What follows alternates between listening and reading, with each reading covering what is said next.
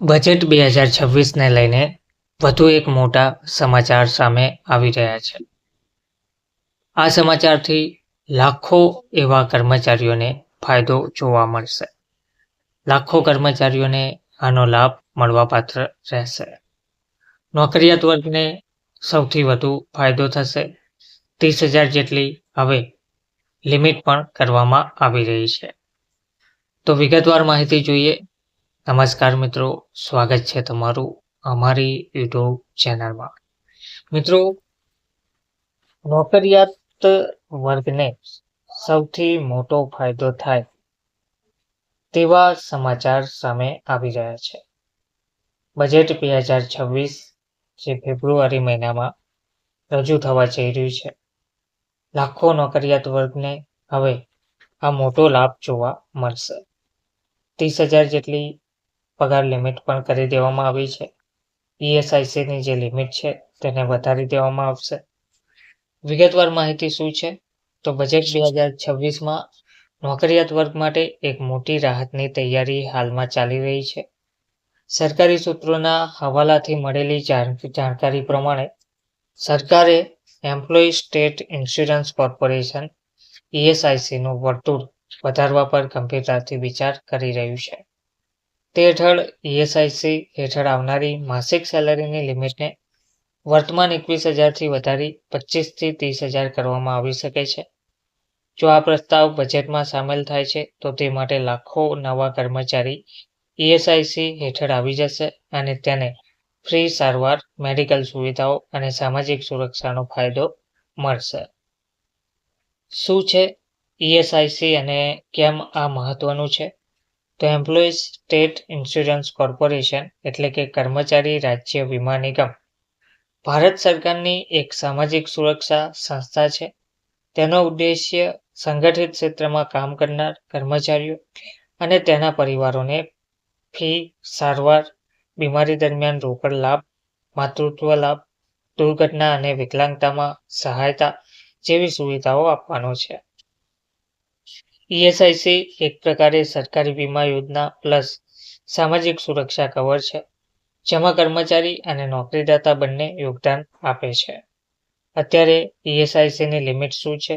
તો હાલમાં ESICના નિયમો પ્રમાણે 21,000 રૂપિયા દર મહિને પગાર મેળવતા કર્મચારી ESICમાં આવે છે.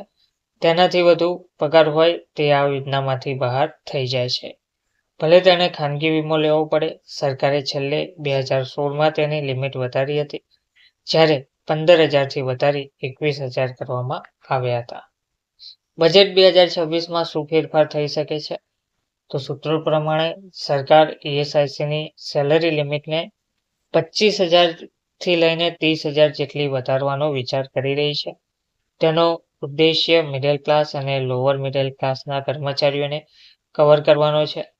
ખાસ કરી ખાનગી સેક્ટર, MSME અને સર્વિસ ઇન્ડસ્ટ્રીના કર્મચારીઓને ફાયદો જોવા મળશે.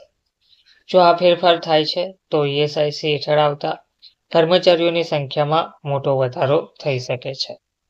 કેટલા લોકોને ફાયદો મળી શકે છે? તો સરકારી આંકડા પ્રમાણે વર્તમાનમાં ESIC હેઠળ આશરે 13થી 14 કરોડ લોકો કર્મચારી પ્લસ પરિવાર કવર છે. તો લિમિટ વધ્યા બાદ લાખો નવા કર્મચારી અને તેના પરિવાર આ યોજનામાં સામેલ થઈ શકે છે. ખાસ કરીને તેવા કર્મચારી જેનો પગાર 22,000થી લઈને 30,000 રૂપિયાની વચ્ચે છે અને જે વર્તમાનમાં સરકારી હેલ્થ કવરથી બહાર છે. તો કર્મચારીઓને કયા કયા ફાયદા મળે છે? ESIC હેઠળ મળતા જે મુખ્ય ફાયદા છે તેમાં સંપૂર્ણ ફ્રી સારવાર ESIC હોસ્પિટલ અને પેનલ હોસ્પિટલમાં, કર્મચારીના પરિવારને પણ સારવાર, બીમારી દરમિયાન રોકડ લાભ, માતૃત્વ લાભ, દુર્ઘટના કે વિકલાંગતા પર પેન્શન, લાંબી સારવાર અને સર્જરીની સુવિધા. ખાનગી વીમાના મુકાબલે આ કવર સસ્તું અને વ્યાપક માનવામાં આવે છે. હવે ESIC લિમિટમાં ફેરફાર ત્યારે અને હવે તે કોષ્ટક મુજબ જોઈએ તો વર્ષ 2010 પહેલા સેલરી લિમિટ મહિને 10,000 હતી. 2010થી 2016 દરમિયાન 15,000 કરવામાં આવી. 2016થી અત્યાર સુધી 21,000 છે. હવે બજેટ 2026માં સંભવિત 25,000 થી 30,000 આ સેલેરી લિમિટ થઈ શકે છે. સરકાર આ પગલું કેમ ભરી રહી છે તેની પાછળ કેટલાક મહત્વના કારણ છે. મોંઘવારી ભથ્થામાં વધારો, 21,000 રૂપિયાનો પગાર પહેલા જેવો નથી રહ્યો.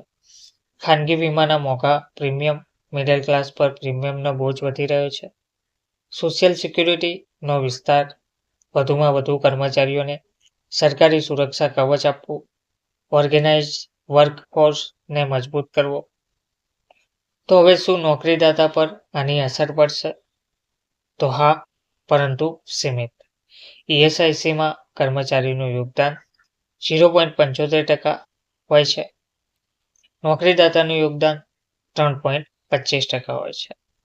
લિમિટ વધ્યા બાદ નોકરીદાતાનું યોગદાન વધશે, પરંતુ બદલામાં કર્મચારીઓને સારી સુરક્ષા પણ મળશે.